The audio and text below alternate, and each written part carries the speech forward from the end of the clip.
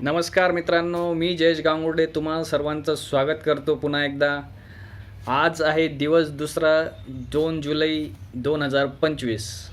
तर आज आपण ज्या पुस्तकाबद्दल डिस्कस करणार आहोत, ज्या पुस्तकाची समरी आज आपण डिस्कस करू ती आहे power of subconscious mind. Doctor Joseph Murphy यांच्या लिखित हे पुस्तक आहे आणि खूपच छान असं पुस्तक आहे. त्याच्यातले जे विचार आहेत, कालच जे आपण पुस्तक पाहिलं बिलीव्ह इन युअर सेल्फ, ते पण त्यांचंच होतं, हे पण त्यांचंच आहे. म्हणजे एकंदरीत जेवढे पुस्तकं आपण जे अनुभवतोय त्यांचं एकंदरीत आपल्या जीवनावर प्रभाव कसा असतो. तर या पुस्तकात काय लिहिलं आहे त्याचं मी तुम्हाला शॉर्टमध्ये सांगतो आहे की याची समरी काय. बेसिकली या विचाराचं जे पुस्तक आहे, असे अनेक पुस्तकं आहेत, पण यांचं जे खूपच प्रभावीपणे त्यांनी लिहिलेलं आहे. अनेक लोकांचे अनुभव पण त्यात लिहिलेले आहेत. बेसिकली काय, तुमच्या विचारांनी तुम्ही तुमचं जीवन बदलू शकता. म्हणजे आपले दोन मन असतात, एक चेतन मन, एक अवचेतन मन. चेतन मन ते असतं जे आपल्या डेलीच्या गोष्टी करत असतो आपण.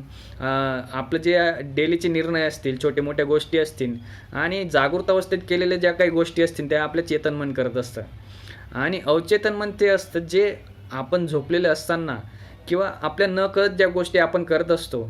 म्हणजे आपल्या ड्रायव्हिंग असेल, अनेक गोष्टी ज्या आपल्या सबकॉन्शियसमध्ये फीड झालेल्या आहे की हां ठीक आहे, मला आता हा गेअर टाकायचा आहे, ब्रेक दाबायचं आहे, समथिंग. आता जेव्हा आपण ट्रेन झालेलो असतो तेव्हा आपल्याला गरज नाही बघत त्या गोष्टी परत परत बघायची, नाही का.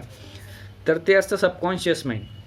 म्हणजे ज्या गोष्टी तुम्ही सबकॉन्शियस माइंडला तुम्ही द्याल, जर तुम्ही निगेटिव्ह फीडबॅक द्याल, निगेटिव्ह विचार त्याच्यामध्ये फीड कराल, तर तुमच्या आयुष्यात पण निगेटिव्हच होणार आहे. तुमचा निगेटिव्ह ऑरा तयार होईल, निगेटिव्ह गोष्टी तुमच्या आयुष्यात घडत जातील आणि तुमचं आयुष्य पण खराब होईल.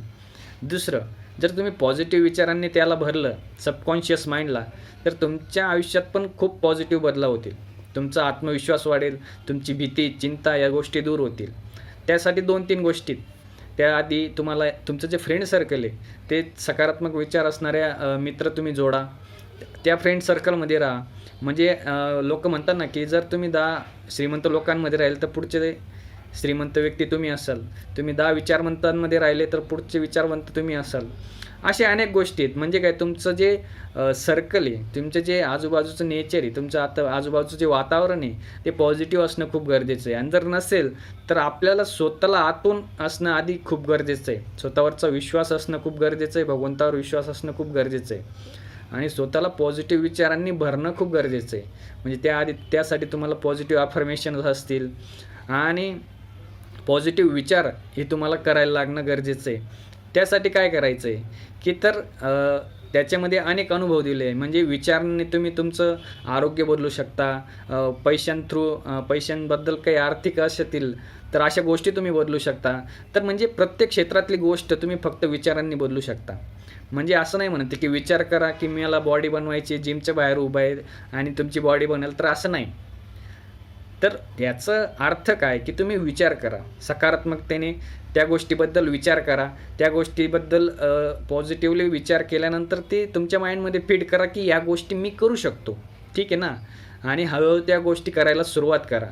आणि जेव्हा तुम्ही पक्के व्हाल की हां, तुमच्या डोक्यात फिक्स होईल की ही गोष्ट मी एकदम आत्मविश्वासाने करू शकतो, त्यावेळेस तुम्हाला ॲटोमॅटिकली सबकॉन्शियस माइंड तुम्हाला वेगवेगळे असे लोक भेटवत जाईन किंवा अशा संधी देत जाईन किंवा त्या मार्गाने तुम्हाला काहीतरी नवीन सुचत जाईन आणि त्या दिशेने तुम्ही वाटचाल कराल आणि ती गोष्ट तुम्ही अचीव कराल. अशा बऱ्याचशा गोष्टी या पुस्तकामध्ये लिहिलेल्या आहेत. तर खूपच अमेझिंग असं पुस्तक आहे, तुम्ही नक्कीच वाचलं पाहिजे.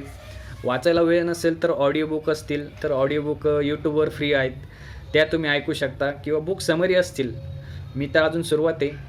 या व्हिडिओ बनवण्यामागचं कारण काही वेगळं नाही की मी पण आता स्वतःचा जो आत्मविश्वास आहे तो बिल्ड करतो आहे. स्वतःचा दृढ विश्वास या गोष्टीं थ्रू ऑडिओ बुक्स ऐकतो आहे आणि त्या तुमच्याबद्दल या गोष्टी तुमच्याशी शेअर कराव्या म्हणून मी थोडंसे व्हिडिओ बनवतो आहे, बाकी काही नाही. ओके, बाकी बस एवढंच. बाकी आता भेटू उद्या. धन्यवाद. जय हिंद, जय महाराष्ट्र.